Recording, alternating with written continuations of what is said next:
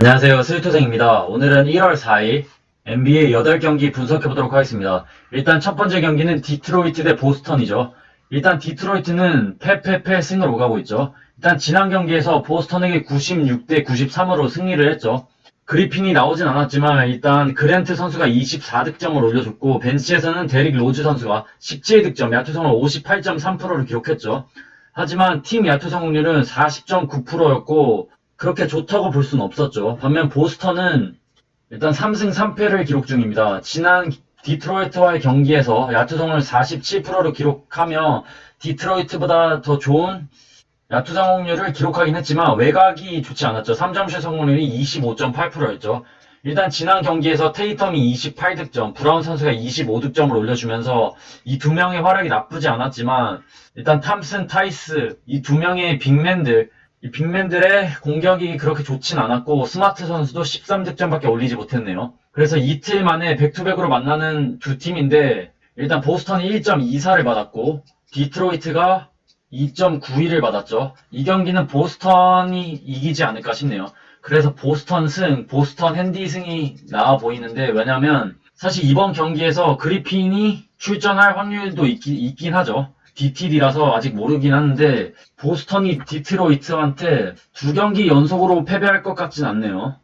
일단 지난 보스턴의 에이스들 테이텀과 브라운 이 두 명의 선수들의 활약이 괜찮고 컨디션이 괜찮기 때문에 팀을 확실히 이끌어줄 것으로 보이고 그리고 지난 경기에서 플럼리 선수가 8득점 17리바운드 60%를 기록하며 페인트 존을 어느 정도 장악하긴 했지만 그래도 탐슨, 타이스 이 두 명의 선수가 두 번은 당하지는 않을 것으로 보이고 이번 경기에서는 조금 더 적극적으로 나서지 않을까 싶네요. 그래서 이번 경기는 그리핀이 나오든 안 나오든 보스턴이 일반승을 가져갈 것으로 보이네요. 그 다음 경기는 브루클린 대 워싱턴입니다. 일단 브루클린은 3승 3패를 기록 중이죠. 출발은 좋았는데 조금씩 흔들리면서 일단 지난 경기에서도 패배를 했죠. 일단 브루클린은 지난 애틀란타의 경기에서 114대 96으로 패배를 했죠. 팀 야투 성공률 40.7%에 그쳤고 3점슛 성공률이 고작 18.9%였죠.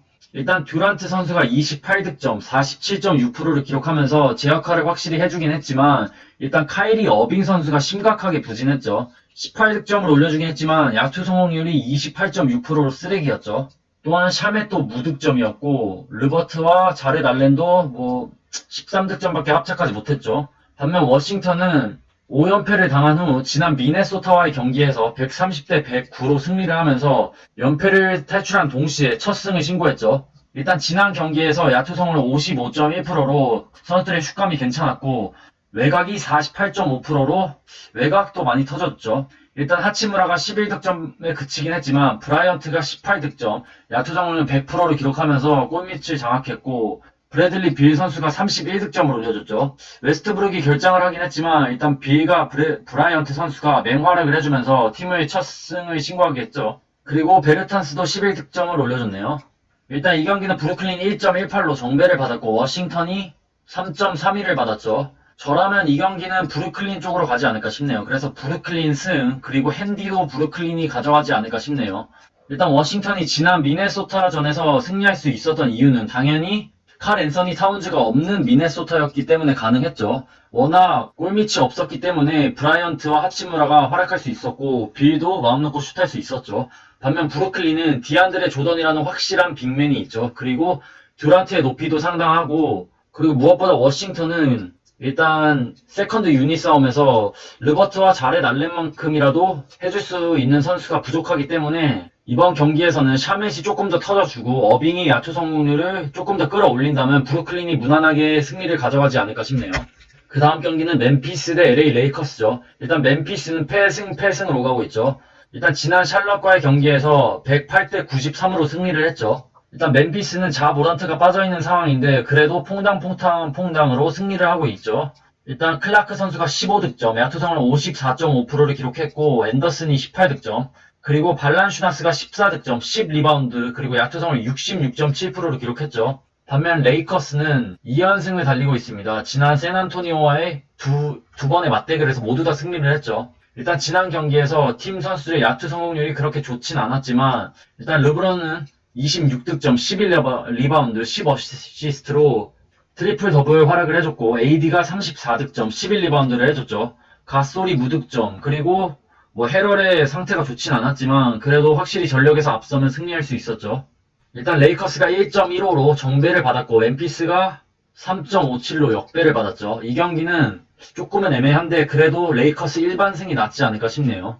일단 여기서 짚고 넘어갈 부분은 자모란트가 결정을 하고 칼드웰 포프가 DTD, 르브론 제임스의 출전 여부가 불투명한 상황입니다. 그래서 이 경기는 사실 건드릴 거면 LA 레이커스 일반승만 가는 게 낫지 않을까 싶네요. 핸디가 9.5라 다소 높은 편이 있고 멤피스 선수들의 축감도 나쁘지 않았기 때문에 이 경기는 레이커스 핸디는 건드리지 않는 게 낫지 않을까 싶네요. 그래서 저라면 굳이 간다면 레이커스 일반승만 갈 것으로 보이네요. 그 다음 경기는 미네소타 대 덴버입니다. 일단 미네소타는 3연패에 빠졌죠. 일단 워싱턴에게 130대 109로 패배를 했습니다. 일단 지난 경기에서 야투 성공 47.7%로 나쁘지 않았고 3점슛도 36.1%로 나쁜 편이 아니었죠. 일단 비즐리 선수가 21득점, 61.5%를 기록했고 레이드가 17득점, 70%를 기록했죠. 하지만 러셀 선수가 그리고 루비오 선수, 이 가드진들의 슛감이 그렇게 좋진 않았었죠. 반면 덴버는 일단 2연패에 빠졌죠. 지난 피닉스와의 경기에서 106대 103으로 패배를 당했습니다. 지금 덴버는 지난 시즌만큼의 위력이 나오지 않고 있죠. 일단 밀셉, 요키치, 머레이 이 3명밖에 없기 때문에 이 3명 중 1명이라도 부진한다면 조금 어려움이 많은 덴버입니다. 그래도 지난 경기에서 머레이가 31득점을 올려줬네요. 일단 이번 경기는 덴버가 1.21로 정배를 받았고 미네소타가 3.10을 받았죠.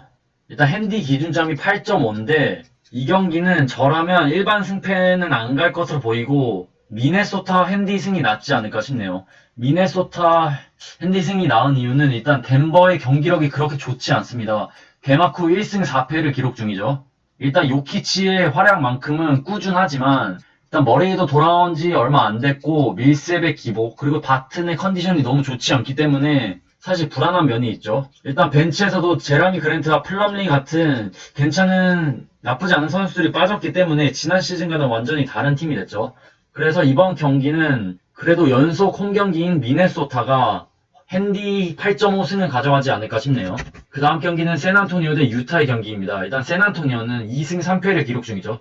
지금 3연패에 빠졌습니다. 일단 레이커스에게 109대 103으로 패배를 당했죠. 지난 경기에서. 야투 성공률 42.4%에 그쳤고 일단 빅맨 싸움에서 많이 밀렸죠. 알드리지가 빠졌기 때문에 포엘티 선수들이 들어왔는데 무득점에 그쳤었죠. 또한 워커 4세도 8득점에 그쳤네요. 물론 드로전 선수가 23득점, 야투 성공 50%를 기록하면서 공격 1옵션의 역할을 확실히 해주긴 했지만 확실히 레이커스와의 격차가 컸기 때문에 패배할 수밖에 없었죠. 반면 유타는 3승 2패를 기록 중이죠. 지난 클리퍼스와의 경기에서 106대 100으로 승리를 했죠. 일단 지난 경기에서 고베어 선수가 12득점, 50%를 기록했고 마이크 콘리 선수가 33득점, 야투성을 55%를 기록했네요. 일단 이 경기는 유타가 1.46으로 정배를 받았고 샌안토니오는 2.15를 받았죠. 이 경기가 가장 어렵지 않나 싶네요. 일단 샌안토니오는 알드리지가 여전히 DTD 상황이죠. 출전 여부가 불투명하고 반대로 유타는 페이버스가 DTD 상황입니다. 사실 이 경기는 샌안토니오가 고베어를 조금만 더 막아준다면 고베어를 상대로 조금만 수비에 성공한다면 충분히 샌안토니오가 역배를 터뜨릴 수 있다고 봅니다. 그치만 유타의 고베어가 컨디션이 나쁘지 않고 최근 미첼과 콘리 이 두 명의 선수가 지난 경기에서도 슛감이 괜찮았기 때문에 조금 불안한 면이 있네요. 그래서 이 경기는 솔직히 패스가 답이라고 봅니다. 패스가 답인데 굳이 간다면 저라면 샌안토니오 핸디승 쪽으로 갈 것으로 보이네요. 샌안토니오 핸디승이 그나마 괜찮아 보이네요. 그 다음 경기는 시카고 대 댈러스입니다. 일단 시카고는 2승 4패를 기록 중이죠. 일단 지난 미러키와의 경기에서 126대 96으로 대패를 당했죠. 일단 야투 성공률 43.7%로 조금 애매한 경기력을 보여줬었죠.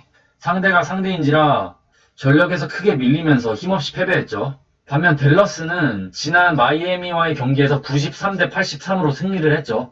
야투 성공률 41%밖에 되지 않았지만 그래도 마이애미가 조금 어수선한 분위기였기 때문에 승리할 수 있었죠. 일단 하더웨이가 18득점 그리고 돈치치가 27득점 15리바운드로 더블더블을 기록했죠. 일단 댈러스가 1.27로 정배를 받았고 시카고가 2.76으로 역배를 받았죠. 일단 댈러스가 이번 경기는 그래도 일반 승은 가져가지 않을까 싶네요. 일단 결장자를 살펴보면 시카고는 마카넨과 사토란스키가 코로나 이슈로 인해 결장을 할 것으로 보이고, 댈러스는 에이스 돈치치가 지금 허벅지 부상으로 출전 여부가 불투명한 상황입니다. 그래서 여기서 중요한 포인트는 일단 댈러스는 이번 경기를 치르고 다음 경기를 바로 치릅니다. 그러니까 백투백 일정이 있죠. 댈러스는. 그래서 사실 돈치치가 나오지 않을 가능성도 꽤 높다고 봅니다. 그래서 이 경기는 사실 돈치치의 출전 여부를 아침에 확인하고 베팅하는 게 가장 좋지 않을까 싶네요.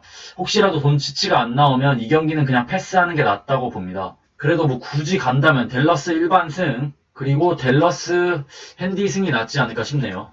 그 다음 경기는 피닉스 대 LA 클리퍼스죠. 일단 피닉스는 5승 1패로 서부 1위입니다. 지난 NBA 버블에서도 가장 좋은 경기력을 보여줬고 올 시즌 개막 후에도 가장 좋은 경기력을 보여주고 있는 피닉스죠. 일단 피닉스는 연승에 달리고 있네요. 4연승에 달리고 있고 일단 지난 덴버와의 경기에서 106대 103으로 승리를 했죠. 야투 성공률 48.7%로 나쁘지 않았고 3점 슛도 37.1%였죠. 일단 지난 경기에서 크라우더를 제외한 나머지 4명의 주전들이 활약이 좋았었죠. 그리고 최근 공격이 그렇게 좋지 않았던 크리스 폴까지 살아났죠. 지난 경기에서 21득점, 야투 성공률 50%를 기록하면서 맹활약을 해줬죠. 또한 에이튼 선수가 22득점, 야투 성공률 76.9%를 기록했네요. 반면 LA 클리퍼스는 4승 2패를 기록 중입니다. 지난 유타와의 경기에서 106대 100으로 패배를 했죠. 일단 야투 성공률 38.8%를 기록했네요. 그러니까 클리퍼스는 올 시즌 4승 2패. 그러니까 2패 중 2패가 패배하긴 했지만 일단 경기력이 너무 좋지 않았죠. 승리할 때와 패배할 때의 경기력 그 기복 차이가 너무 심한 팀이죠. 일단 클리퍼스는 지난 경기에서 레너드가 20득점, 야투 성공률 42.1%로 괜찮은 활약을 해줬지만 일단 폴 조지의 야투 감각이 너무 좋지 않았죠. 25득점의 기록을 하긴 했지만 야투 성공률이 27.3%로 쓰레기였죠. 그리고 벤치에서도 주바치와 루 윌리엄스가 딱히 뭘 보여준 게 없었죠. 일단 이번 경기는 클리퍼스가 1.56으로 정배를 받았고 피닉스가 1.97을 받았죠. 이 경기는 그래도 클리퍼스가 일반승은 가져가지 않을까 싶네요. 일단 최근 경기력만 놓고 보면 당연히 피닉스가 좋긴 한데 일단 클리퍼스는 뭐 지금까지는 패배한 다음 경기는 바로 정신을 차리는 경우가 많기 때문에 그래도 이번 경기에서 폴 조지가 조금 더 야투 감각을 끌어올려서 레너드와 같이 팀을 이끌지 않을까 싶네요. 그리고 피닉스는 뭐 주전만큼은 빵빵하지만 벤치에서는 충분히 루 윌리엄스와 주바치에게 밀릴 수 있기 때문에 이번 경기는 클리퍼스 일반승으로 가는 게 낫지 않을까 싶고 핸디도 클리퍼스가 나을 것으로 보이네요. 마지막 경기입니다. 골든스테이트 대 포틀랜드죠. 일단 골든스테이트는 2승 3패를 기록 중입니다. 지난 포틀랜드와의 경기에서 123대 98로 패배를 당했죠. 일단 지난 경기에서 위긴스가 15득점, 야투 성공률 41.7%를 기록했고 커리 선수가 26득점, 그리고 벤치에서는 파스칼이 13득점, 야투 성공률 71.4%를 기록했죠. 반면 포틀랜드는 3승 2패를 기록 중입니다. 지난 골든스테이트와의 경기에서 승리를 했죠. 일단 두 팀은 이틀 만에 연달아 맞붙죠. 일단 포틀랜드는 지난 경기에서 CJ 맥컬럼, 릴라드가 62득점을 합작했고 두 명 모두 야투 성공률 50% 이상을 기록하면서 컨디션이 매우 좋았었죠. 일단 이번 경기는 포틀랜드가 1.37로 정배를 받았고 골든스테이트가 2.38을 받았죠. 일단 이번 경기는 핸디 기준점이 4.5인데 이번 경기는 핸디만 건드는 게 낫지 않을까 싶네요. 일반 승패는 조금 위험해 보이네요. 물론 전력에서 조금 앞서는 포틀랜드고 최근 CJ 맥컬럼 그러니까 릴맥 두어의 활약도 나쁘지 않고 카멜로 앤서니의 슛감도 좋고 뭐 다 좋기 때문에 포틀랜드가 이길 확률이 높긴 하지만 그래도 드레이먼드 그린이 지난 경기에 복귀하면서 18분을 소화했죠. 물론 득점을 하지 못했지만 그래도 수비에서 조금씩 경기력을 끌어올리는 모습을 보여줬고 최근 오브레와 위긴스의 경기력이 조금씩 많이 올라오고 있는 상황이기 때문에 이번 경기는 골든스테이트가 지난 경기만큼은 이렇게 발리진 않을 것으로 보이네요. 그래서 이번 경기는 골든스테이트 핸디 승이 낫지 않을까 싶네요. 저라면 골든스테이트 4.5 핸디 승으로 갈 것으로 보이고 그러니까 일반 승패는 그냥 안 갈 것으로 보이네요.